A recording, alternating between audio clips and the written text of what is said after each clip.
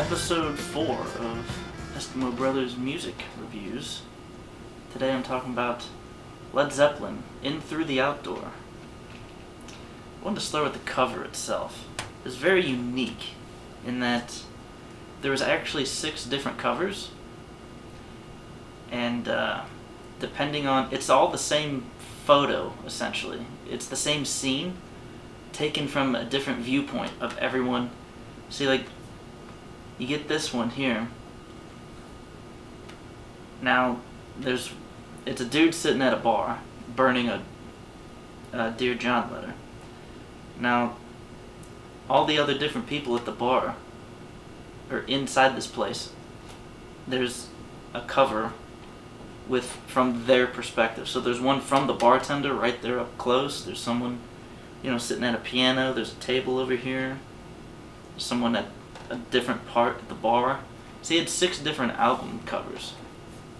Just a little, bonus thing that they would do. I thought that was pretty cool, very unique. This had a little bit of softer sound than their previous stuff. This was their last album before John Bonham died. Very keyboard heavy. A lot more John Paul Jones's keyboards. This is the only Zeppelin album where John Paul Jones got more writing credits than Jimmy Page. So he doesn't have writing credits on All My Love and Southbound Soiree, I think is how you're supposed to pronounce that, which are the only 2 Led Zeppelin songs that Jimmy Page doesn't get writing credits on. I felt the drummer, John Bonham, that he really was, the drums to me are really the best part of the album. That's what I listened to the most, because the other 3 of them seem to have softened up a little bit, and the drums are still heavy like they were, for all Zeppelin's previous albums. So the history of this, for the end of the band, when they made Physical Graffiti, they did 4 or 5 shows at a huge arena in England, but that was it for Europe. They went on an American tour, and that had to be cut short because Robert Plant got in a car accident. I think messed up his leg or his foot. So while he was recovering, they just made another album, which was Presence, and they went on an American tour for that, and that had to be cut short because Robert Plant's son died. I think a stomach infection or something with his stomach, I think. So then they took time off, and then they made this, and that's Robert Plant wrote the lyrics to All My Love about his son.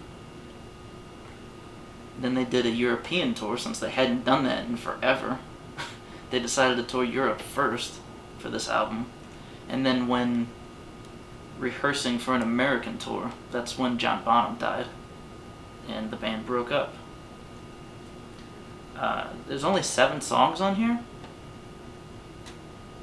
but this is one of my favorite. This is a top 5 Zeppelin album for me. It starts with In the Evening, which I actually think is one of the weaker songs. It's not that it's bad, it's that it's not strong enough to warrant being almost 7 minutes long. That's my problem with it. If it was a 3-minute or 4-minute song, I'd love it. The other weak one to me is Hot Dog, but that's not as offensive because that is only 3 or 4 minutes. It's the shortest song on the album. I have a hard time picking my favorite. It's probably Fool in the Rain or Southbound Soiree. Both of them have a Latin flavor to them that Zeppelin never really did before, particularly in the drums and the piano. Carousel Alhambra, the second longest Led Zeppelin song. That's probably almost 11 minutes or so, and it's almost like 3 songs in one because it has different sections. All My Love and I'm Gonna Crawl. I'm Gonna Crawl is like an old-timey blues kind of song.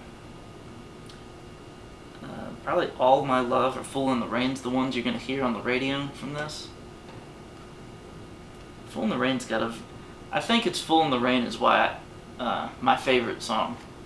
Mostly because it's structured very oddly, where the vocals and the drums are playing in beats of 4, whereas the piano and the guitar are in beats of 6, which is something they did on Kashmir, where the drums and vocals are in 4/4 and the bass and drums, or bass and guitar and the orchestra were in 3/4.